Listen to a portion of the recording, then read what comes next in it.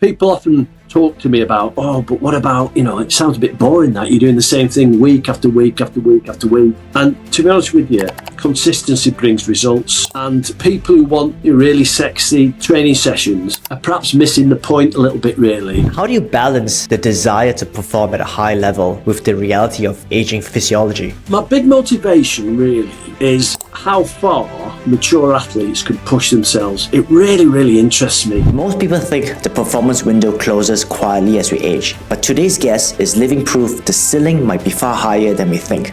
Neil Hunter is a 2025 Ironman World Champion in the men's 65 to 69 age group. It didn't come easy for him though, collapsing with exhaustion but refusing to quit. Neil ultimately crawled across the line to secure the title. And that was only part of his season. In 2025, Neil also won the European Duathlon Standard Distance Championship and the European Triathlon Middle Distance Championship. Then he capped it all off with a 4th place finish at the Ironman 70.3 World Championships. I just love the endurance. I love the test that it gives me, because there's no more test psychologically than when you're doing a marathon in an Ironman event and you go to some really dark places. Your body asks you some really, really serious questions. Oh, just have a walk. Stop running. Just walk for a while. And you have to banish those demons and continue with it. In this conversation, Neil breaks down how years of consistent, smart structure and trust in the process shaped the training that led to his accomplishments. Yet, beyond medals and championships, his true motivation is to inspire people of his age to get off the couch, move their body, and build a healthier life. I hear people say, oh yeah, I've got this aching pain, so I went to see the doctor and he gave me some medication. And I think, why have you done that? And I don't advocate that people follow my ridiculous training schedule at all. But what I do say is that moderate exercise is better physically and psychologically than any prescribed medication. And nobody will ever change my thought or philosophy on that. He's also funny, self-aware, and a joy to talk to. I hope you enjoy my conversation with Neil Hunter on the Endurance Lab podcast. Neil Hunter, well, first off, congratulations on being crowned the 2025 Ironman M65 to 69 age group world champion. That's a fantastic achievement. But that's not all, right? You had one hell of a season. If I'm not wrong, you're also European Duathlon Standard Distance Champion. Yeah. And you're also the European Triathlon Middle Distance Champion. And you finished 4th in the Ironman 70.3 World Championships. Correct. Yeah. You literally smashed it. Yeah. It's a season that will live long in the memory. Great memories from 2025 that I will forever look back on with enormous fondness. And even now, even out on the bike, I still get flashbacks of the season and swell up with emotion. It meant so much. It was just an amazing year that, I will look back on with massive fondness. It is fantastic. I couldn't believe it. Still keep having to pinch myself. Yeah, I can only imagine how amazing it must feel for you. And well, you completed the course, at least the Ironman World Championships, in 11 hours, 26 minutes, 25 seconds. And for someone that doesn't know the distance of an Ironman, that's a 2.4 mile swim, which is about 3.9 kilometer swim, 112 mile cycle, which is 180 kilometers, and a marathon after, which is 26.2 miles or 42 kilometers. What was your marathon split after completing all the swim and the run, the swim and the cycle? At 3:45, I was really disappointed. You were disappointed. I mean, 3:45. And how old are you? 60? I know 65. It's between 65. 65. 65. I just entered into the age group. And so, people often say, how long did it take you to prepare for the World Championships? And really, Justin, it was probably 5 or 7 years in preparation. And the reason I say that is when Ironman changed the World Championship location from Kona to Nice, they did it alternate years. I'm not sure how much you're aware of it, but about 4 years ago, Ironman decided, and I was very, very alive to that and thought, right, okay, this is my opportunity, because I thought Nice would be a far better fit for me to take part in the the World Championships. So that's what I did. I set my stall out to increase my distances from standard to 70.3 to long, all leading up to knowing that the World Championship was going to be at Nice in 2025. So that's why I'd sort of like focused all my attention going back 3 or 4 or 5 years to focus and give me the best opportunity. And also I knew that I was going up into a new age group. So I would never be stronger. I would never have a better opportunity than being as competitive as I could be when you go up into a new age group. So put all those things together, layer them on top of each other. Nice, better conditions, me being a better athlete, me being in good condition, the conditions being right for me, me going up into a new age group, all those things. Thought, well, give yourself the best opportunity to be successful. You said what was my marathon split, and it was 3:45. And to be honest with you, I was really, really disappointed in that for 2 reasons. My qualifying event for Nice was Portugal, which I ran in October 2024. I chose Portugal because the bike was very hilly and it replicated what I would probably face in Nice, albeit not with the same amount of elevation, but it was not dissimilar. And then I came and did the marathon, and I ran the marathon split in 3:29. And that's really what I was aiming for in Nice. And so to go sub 3:30. Yeah, sub 3:30, I think is probably my sort of like marathon pace. The race at Nice went amazingly well. It was like I was having the perfect Ironman race, as I did in Portugal, because I won the Portugal Ironman by 47 minutes in my age group, and I was the oldest in the age group because I was actually competing in the 60 to 64 age group. So to win by 47 minutes, being the oldest competitor in the age group, was super satisfying. I suppose it gave me the belief that I could do something quite special in Nice if I could stay in the same condition and replicate what I did at Portugal. I'm a suboptimal swimmer. It's my Achilles heel, really, if I have to be brutally honest. I always think my event starts after the swim. And then in Nice, we got the 5 a.m. text from Ironman at non-wetsuit. I was racked with indecision. And oh my God, no wetsuit, because my wetsuit is my comfort blanket. It gives me that buoyancy. It allows me to get through the water. Your flotation device. Yeah, absolutely. Far quicker, gets my body position in a far better position than without it. And then I thought, put your big boy pants on.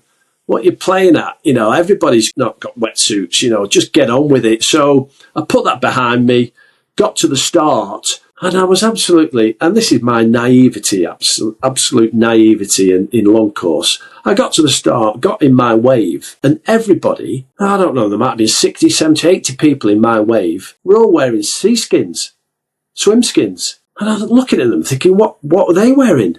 And do you know what a swim skin is? Yeah, I know. Yeah. It makes you go faster. Yeah. Forgive me if I'd never heard of them before, and all these people were wearing them. Thinking, and I'm there in just my lycra tri-suit.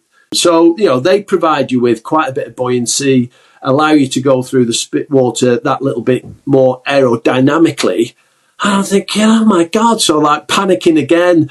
So I did the swim in, I think, 78 minutes, which was pleased, really. I thought if I got under 80 minutes without a wetsuit, I'd be quite pleased. Whereas with a wetsuit, when I did Portugal, I did it in 71 minutes.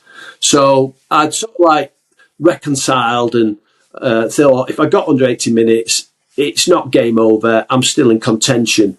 So getting out of the water, I was really, really pleased. And then we went up into the mountains and I was cycling and absolutely loved the bike. It was just amazing. And I was a little bit worried about the descents because I'm not the best bike handler.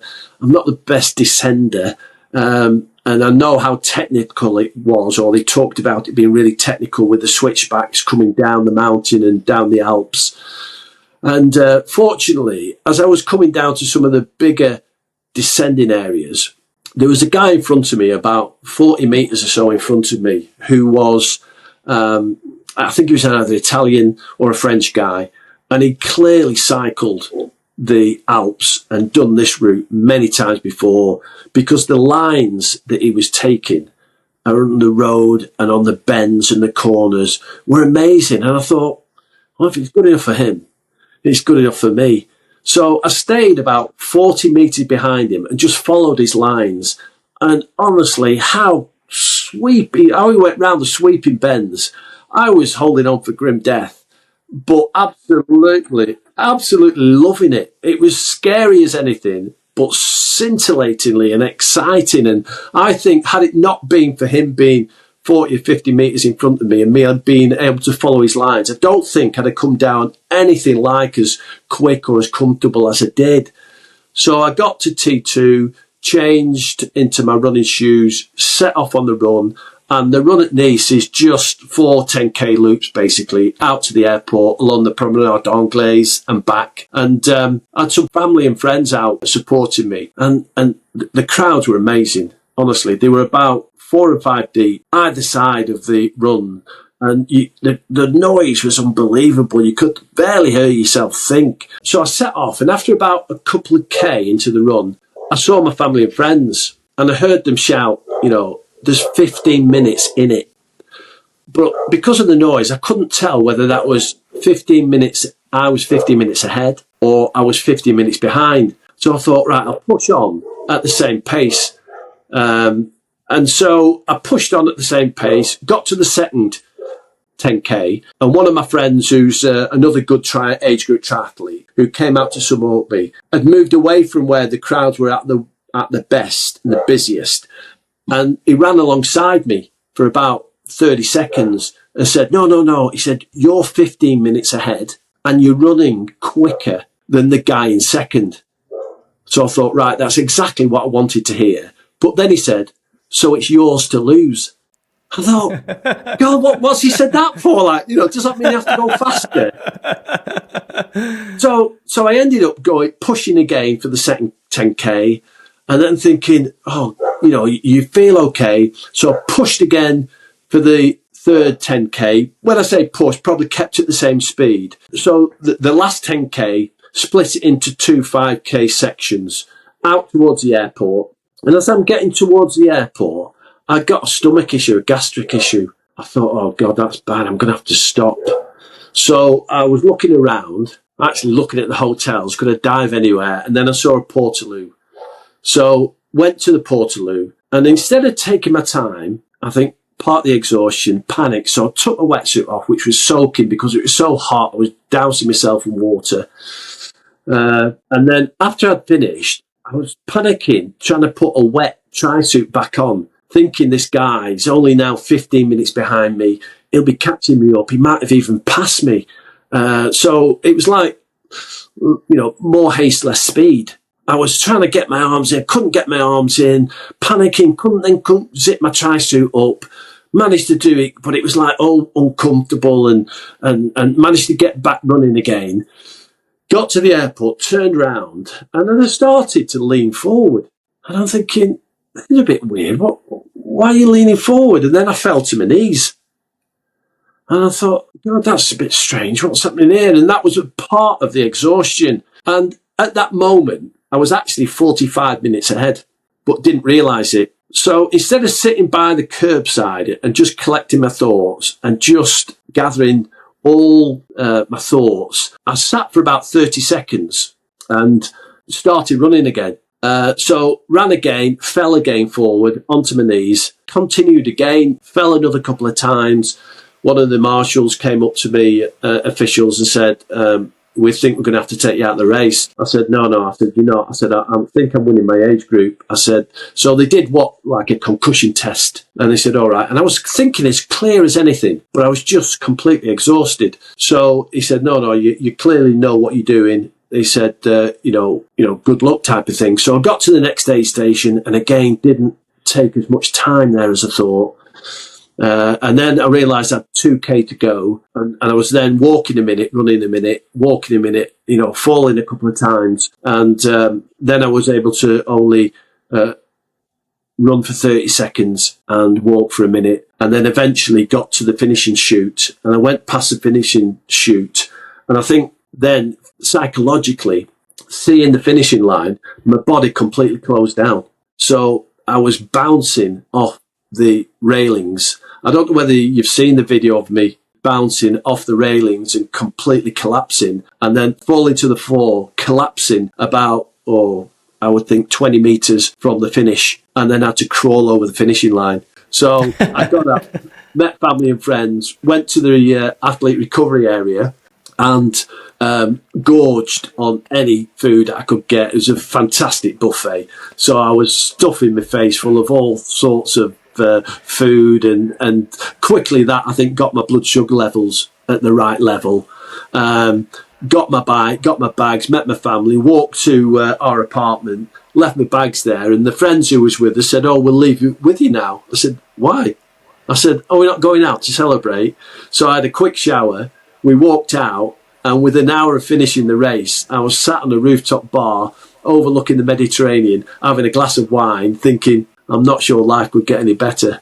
And it still has to rank as one of the most, the nicest feelings I've had in a long, long time. So, so 3:45 marathon split, disappointed, but it got the job done.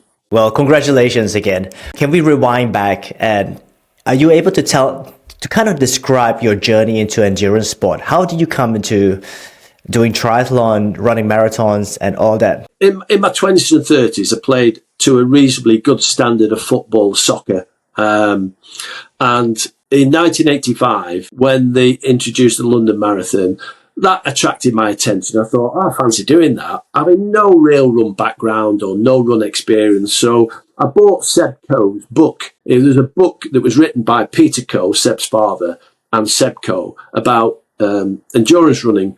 And in there, it was a program that you followed.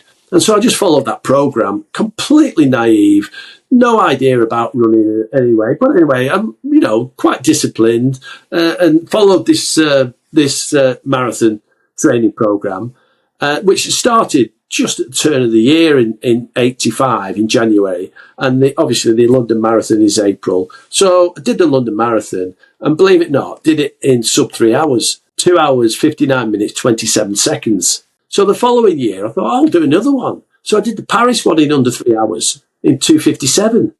And then continued with my football, stopped running, and then decided for every decade, every birthday, so 30, 40, 50, I'd train for a marathon. And that's what I did. And then when I retired, I went working on an international investigation with the military. And I was working on a military base down in the southwest in Wiltshire, and working on site there with a friend. So we'd work during the day, and next to the office where we were working was a unbelievably well-equipped gymnasium for the military personnel staff. And so we had access to it. So I started, because I was living down there, we were sort of like living down there during the week, coming back home at weekend. So with nothing to do but work and train and eat, work, train and eat. So over that period of time, I started to get fitter and fitter and fitter. And one of the pieces of equipment they had there was a watt bike. So I got quite into watt. I didn't have a bike at this stage, but I got quite into the watt bike. And so I was doing quite a bit of aerobic training. And the friend I was with said, have you ever tried doing a triathlon?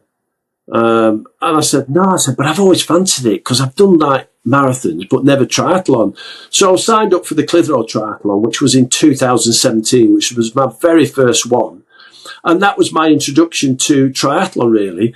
No idea about swimming.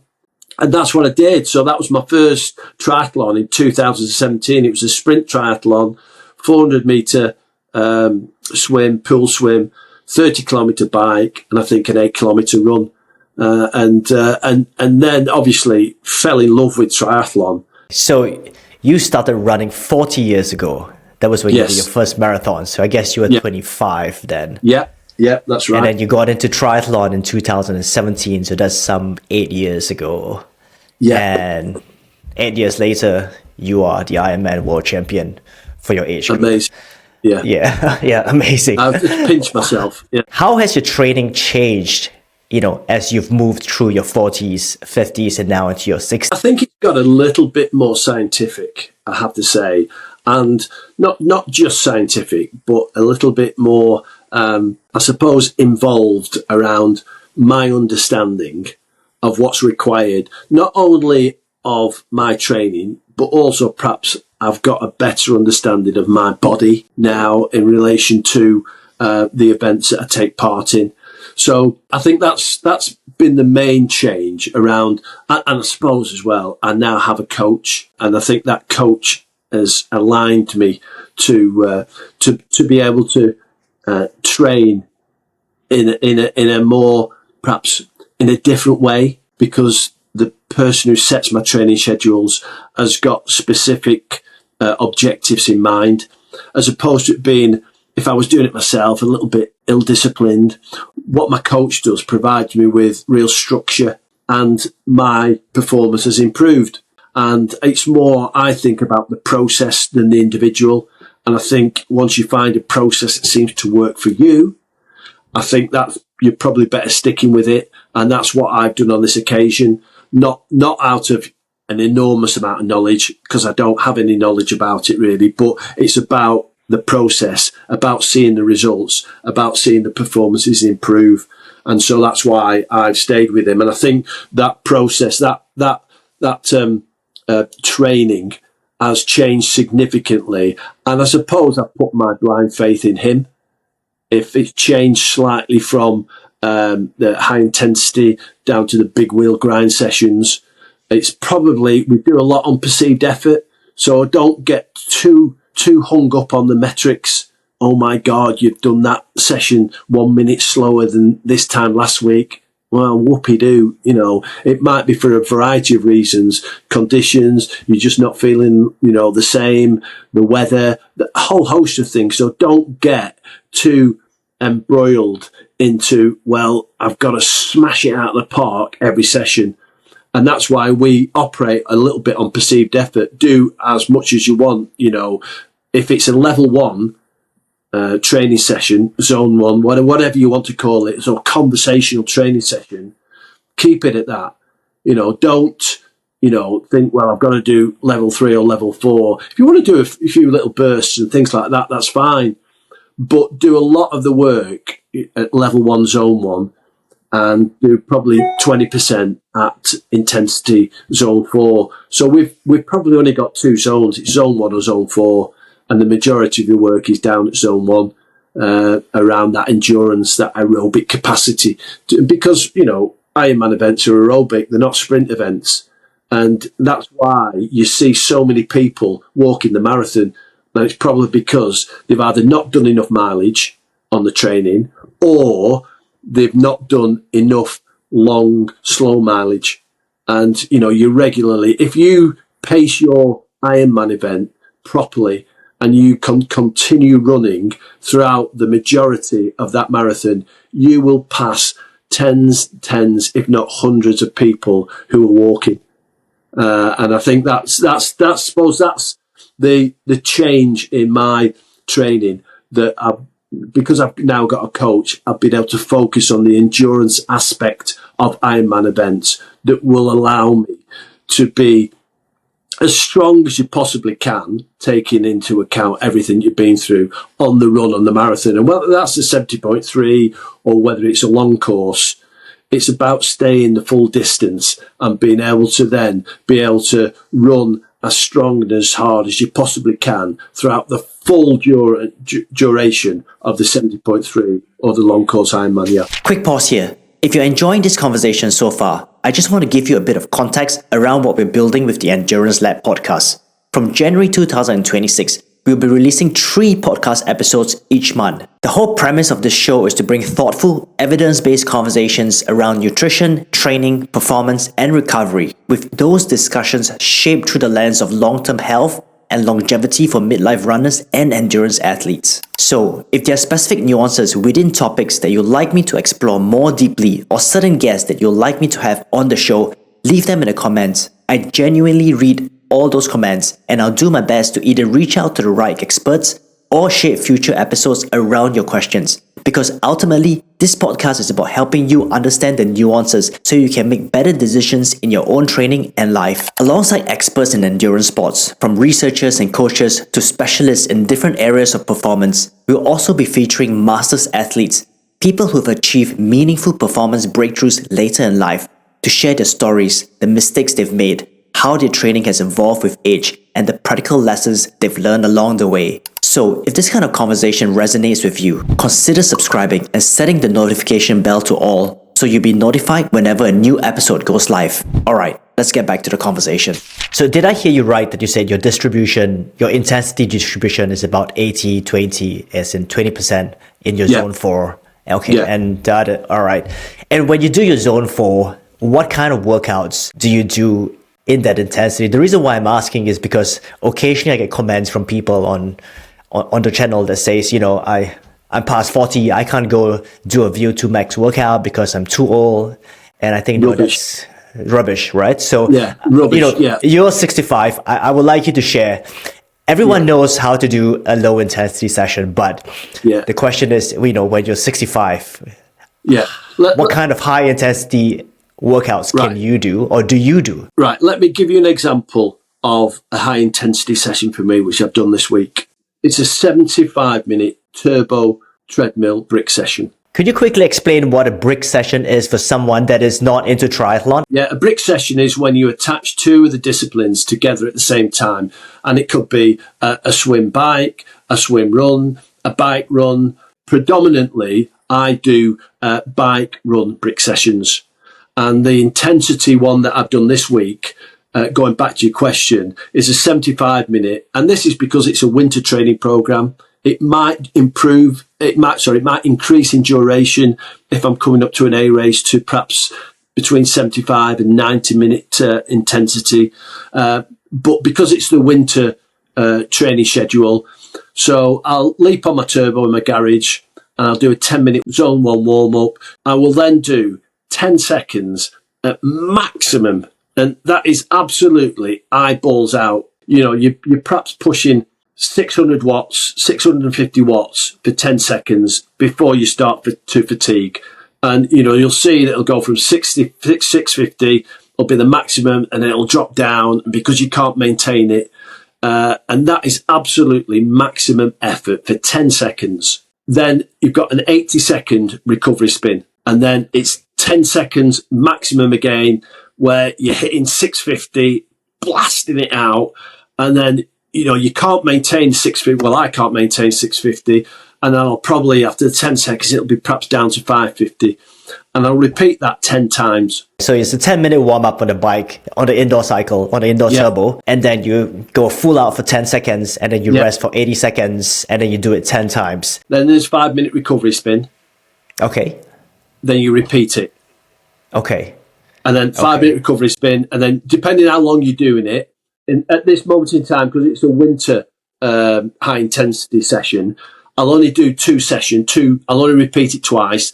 Do you do any of your high intensity sessions on the treadmill or running on a track or something like that? Yeah, I do. But how does that look like? That's one of my high intensity sessions on the turbo. On the back of that, it's a fartlek run. Okay, so you do a fartlek on the treadmill. Yeah, so I'll go and I'll set it. I'll do 13 kilometers a minute, and then up to 15, up to 18 for a minute, down to 15, back up to 17, back up to, do it for 2 minutes. And so that then over 30 minutes, and then a cool down, and then off. And then that's that session done. Right, excellent. In your training approach or with your coach, as you lead up towards the season, do you tend to prioritize volume, specificity, or a combination of both? A bit of both. I think we do that 80-20. A lot of it is volume, because Ironman's 70.3s are endurance events. So you've got to get that volume under your belt. There's no substitute for miles on the road, time in the saddle, lengths of the pool. There's no kidding it, because an Ironman just will find you out. And the longer distances you go, the more you'll get found out. If you haven't done that preparation, if you haven't done the mileage, if you haven't put that endurance in, you will get found out. During your peak preparation for the World Championships, what was your typical weekly training volume, or what did your week look like in terms of training? Just around about 20 hours. And how would you split that between swimming, cycling, and running? In the final block, so you talk about the final 6 or 8 week block. Yeah, before your taper. Yeah, I would be doing. I mean, my coach doesn't believe in tapering much either, which is a bit bonkers, but I'll talk to you about that as well.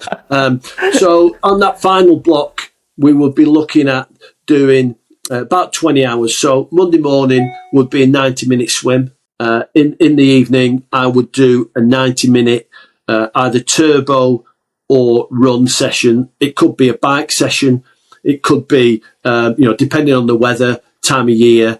I prefer getting out on the bike, so I'd probably do about 1 hour 15 on the bike, then 30 minutes run, and that could be a run out on the road. So that'd be a 1:45, 2 hour perhaps session, and then on the Tuesday I would do an endurance swim of again between 60 and 70 minutes, and that could be in 500 meter intervals. On the pool, so sometimes with a bit few some of the toys, sometimes without. In the evening, I would do a 75-minute strength and conditioning session. Wednesdays, I would do, again, it would be a turbo session in the morning, so a turbo or a bike run brick session in the morning, and then a 60-minute open water swim in the evening. Thursdays, a day off. Complete day off, rest and recovery.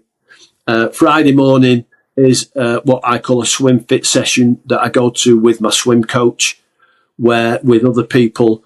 So that's quite a high intensity, 60-minute swim fit session.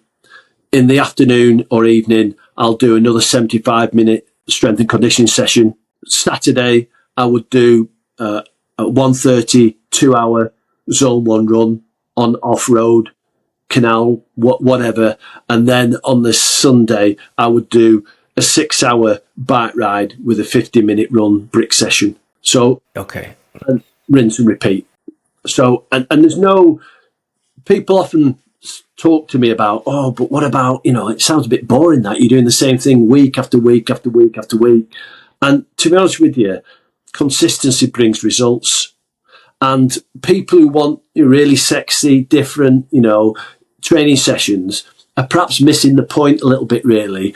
And it's that consistency which has helped me improve and, achieve better performances and better results. So if you don't like consistency, if you don't like doing the same thing over and over again, you don't like training on your own, perhaps Ironman and long distance endurance events is perhaps not for you. So your coach does your plans for you, and you kind of follow it to the T. But at this point in your life, you mentioned earlier that you've gotten to know your body a lot better. So what tells you, it's time to rest and recover rather than push? What kind of signs do you look for to rest instead of push? I'm absolutely rubbish at it. Partly because psychologically, I think if I miss a session, and this is, so please, whoever watches or listens to this, do not follow my approach, because I'm not the role model to follow in relation to this, because I'm a bit anal about following the process and doing the sessions. So of my sessions of a week, so I'll do 3 bike, 4 run, 4 swim, 2 strength and conditioning. So if I haven't completed all those sessions in a week, I'm in a flat spin. I'm in like a blind panic. And I think it's just the way I am, really. So if I'm feeling not so good, or, a bit of a snotty nose or whatever it is, I'm feeling a bit achy, part of me thinks, get on with it, suck it up, put your big boy pants on. And I have to say, 99 times out of 100, I feel better for it, and I'm thinking, I then think, oh my God, how would you have felt if you'd have missed that training session? So I think there's a better balance to strike than that. But I suppose I opt into training sessions, whereas I think other people might opt out. And if they're, some people might look for excuses not to do a training session. Where I look, it's got to be a pretty good reason for me not to do one. And I think that's just my makeup. And so it depends on the individual, really. But I don't let little minor aches and pains and niggles prevent me from doing a training session. Quite the opposite, really. I'm thinking that'll help me, I think. And then if I do think I've got that, I'll ensure that I do a real good cool down stretching foam roller process afterwards. And also take, a little bit of nutrition to assist with those aches and pains and things like that. On that note, what's your recovery strategy? How do you optimize your recovery between sessions and week to week? Yeah, it's pretty full on, really, because in addition to the training that I do, now I'm probably doing about 13, 15 hours a week on the winter base.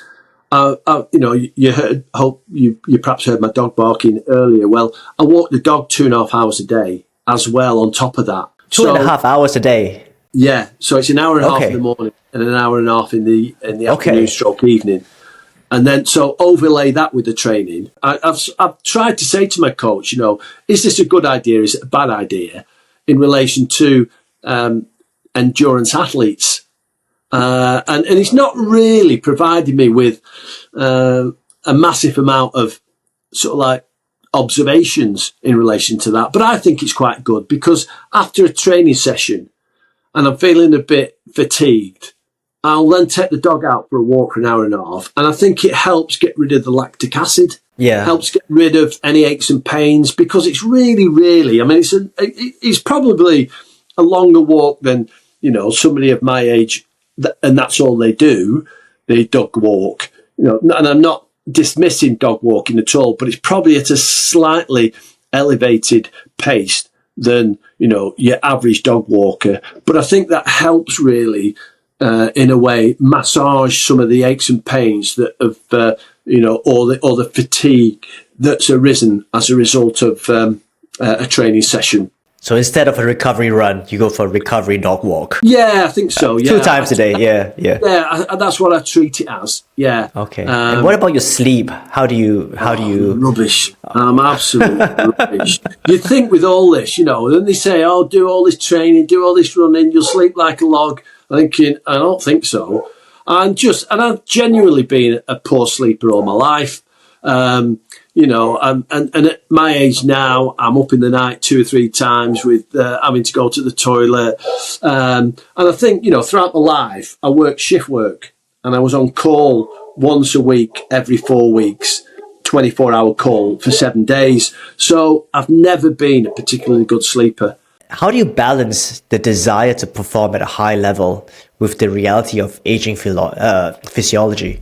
My big motivation really is how far mature athletes can push themselves. It really, really interests me. And I think that's to a certain extent, there's nothing better for me than, when I look at the results sheet and I see that, I've performed better than so many people who are so much younger than me. That gives you such a boost. It's unbelievable. And in fact, my warm-up event before Portugal, I decided my coach would agree to do it as a good warm-up event. I like to do a 70.3 event about 4 weeks before the Ironman, just to test me really, just to see where I am.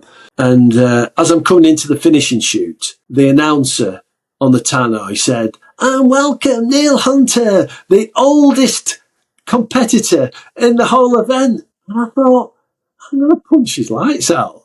Oh my God, what a thing to say. I was really, really cross. I thought, where's this tannoy commentator? I'm going to have a real word with him. And I was talking to my physio about it. I said, can you believe somebody said, "Here's Neil Hunter, the oldest competitor"? I thought, oh my God. So my physio said, "And where did you come?" I said, "I came 8th out of the whole competition." He said, "Well, that's a compliment." And I hadn't looked at it that way. I'd thought, what a negative thing to say. But really, I think what he was saying, he was giving me a huge compliment, saying, "Oh my God, here's Neil Hunter. He's come 8th out of everybody, and he is the oldest competitor in the..." Yeah, so I think it's great motivation. It's a great feeling when you see, the number of people that you've managed to get ahead of or beat. in an event. Yeah, that continues to be a massive and a huge source of inspiration to me. Yeah, when you can run circles around guys 20 years younger than you. And my physio often says, he said, I go for a physio session because I have body maintenance sessions every month with him, even if I'm not injured. And he'll say, what do you want me to work on this session? I said, glutes, hamstrings, a bit tight, calves. And he said, right, okay. And he asked me, oh my God, sometimes. He's called Duncan. I said, Duncan, that's really, really sore. He said, well, you do realise, he said, I treat you as a 40-year-old, which again, I take as a huge compliment, because of the level of fitness and conditioning I've managed to get to. On that note, how do you think about health, performance and longevity over the next 10 to 20 years for yourself? Well, trying to reverse the clock. I know you can't do that and you can't stop aging in that, but nothing's going to stop me trying. And, you hear about all the benefits of exercise around longevity, about good heart, about living long and healthy. And I'm absolutely 100% hooked into that. I buy into it. And I think that's part and parcel of it, really. I think it's part of my psychological motivation is that, it might allow me to, enjoy a long, healthier, injury-free lifestyle, really. And I hear people say, oh, yeah, I've got these aches and pains, so I went to see the doctor and he gave me some medication. And I think, why have you done that? I said, because for me, and I don't advocate that people follow my ridiculous training schedule at all. But what I do say is that, moderate exercise is better physically and psychologically than any prescribed medication. And nobody will ever, ever change my thought or philosophy on that, because the benefit of exercise. So I'd rather exercise myself out of feeling not so good than try to medicate myself out of feeling not so good. Unfortunately, I think there's too many people reach for the GP surgery, the doctor's surgery. Oh, what magic pill can you give me to make me feel better? Well, I'll tell you what, why don't you go and have a little bit of have a walk, go and have some exercise. And and I say to people that, I meet, and I don't say, don't go and do a triathlon, but if you've got a really sedentary lifestyle, if you sat in a chair looking out your window, go out and have a 5-minute walk. If you walk anyway, make 10 minutes a bit of a power walk. If you swim 20 lengths in the pool, next time swim 25 lengths and make those 5 lengths really, really, a little bit faster. So what you're doing, you're elevating the heart rate. You're getting the blood coursing through your veins and you'll feel the benefits from it. You don't have to do a triathlon, but you do have to do, I think, a modicum, of exercise, and you will feel massively better. You'll be putting that pill bottle down because you realise that that's not the answer, and that the fresh air, the exercise, getting your joints moving, getting your muscles exercised will be far better, both physically and psychologically, than any prescribed medication. I'm with you 100% on that one. Thank you for giving me that platform to do that. So what do you think athletes in their 40s and 50s misunderstand about training and improvement? I think it's about having the trust and confidence in a particular training schedule. Not necessarily blind faith like I have, but having that trust and confidence in what you're doing and believing what you're doing is right and enjoying it. You've got to enjoy training, Justin, and you've got to enjoy, certainly for me and endurance events, you've got to enjoy training on your own. Because when I do my 6-hour bike rides, invariably I'll do them on my own, because I'll say to the guys that I sometimes cycle with, oh, I'm going out for a long bike ride on Sunday. It'd be 6 hours. All right, okay. Where are you stopping? I ain't stopping anywhere.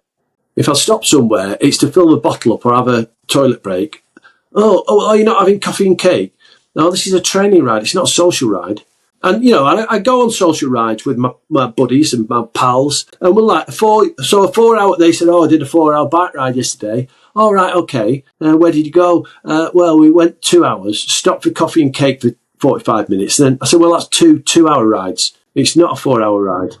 Oh, and they look at me and say, So for me, it's about, a training ride is, my coach will say, I want you in the saddle for 6 hours. I don't want you stopping. If you have to stop for, obviously, toilet break and things like that, that's fill a water bottle. That's like a 2-minute stop. That's all. But it's a continuous ride. And I think that's part and parcel of understanding what's expected of the training, and I suppose that it applies if you're 40, if you're 50, if you're 60. So it's that balance, really, and then that balance of training, family life, work life. Because I have to say, I take my hat off to these people who've got, young families, who've got demanding jobs, yet they're still knocking out some unbelievably good triathlon times and triathlon training. Because I'm not sure I could have done it at that age. I would have loved to sort of like wind the clock back now and think, well, how good could I have been if I'd applied myself then to how I apply myself now, and having the support I've got now from my bike mechanic, from my physio, from my coach, from my swim coach to my physio, from a nutritionist. So if I'd all those things in place and I'd got the same motivation and I'd got the same desire, what could I have achieved? I'll never know because I didn't do it. But it is a source of, slight source of disappointment that, but I think what it does, it makes the achievements now even more fulfilling. Better. Yeah. The word is fulfilling. Yeah. So, I can't turn the clock back.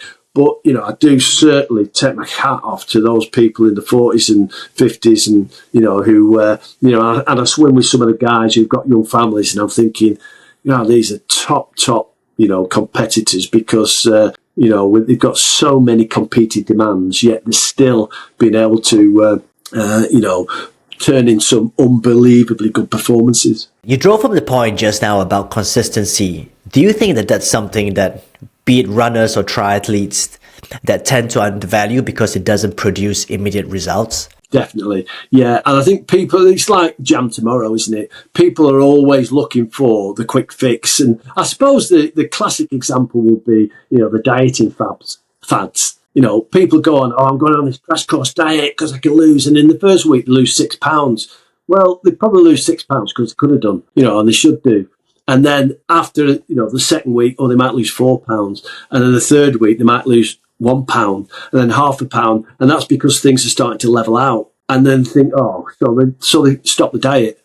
Whereas then if they consistently did that over 3 months, 6 months, they'd probably lose the sustained weight that they required. And I think that's the same for training. The training aspect of it is, you're not going to, like my mate said, I swam for a week and didn't improve. Well, I've been swimming for 5 years and I've improved, but not, so it's taken me 5 years. You won't improve in a week. And it's the same with bike. It's the same with running. It's that consistency around the body preparation, the training, the strain, the load, the increase in the load. They've been able to increase that load even further over a significant period of time that leads to the improvements. And I sometimes test myself over doing events that I do year on year. One for me is the Ulton Park Duathlon, the Horwich Triathlon, and I compare myself against the times I did. And I know it's a bit artificial because some of the events, it could be a different day. It could be freezing cold. It could be blowing a hoolie. You might not be feeling exactly as you did. It might be the wrong time of the season for you. So all those things might lead to you perhaps not performing as well. But so it's not an exact science. But it's just something that I do find a little bit interesting, how I compare myself, because as I'm getting older, you lose that muscle mass. And so people say to me, on your training, how much do you want to improve year on year? And I sometimes say to them, well, I'd like to keep the status quo. So year on year, if I'm losing 5% muscle mass, I've got to train 5% harder to remain where I was the previous year. And so that's where I use these events just to see, right, okay, I did that triathlon in, 2 hours 15. It's a standard distance, 2 hours 15. If I can beat that time from the previous year, I'm absolutely cock-a-hoop.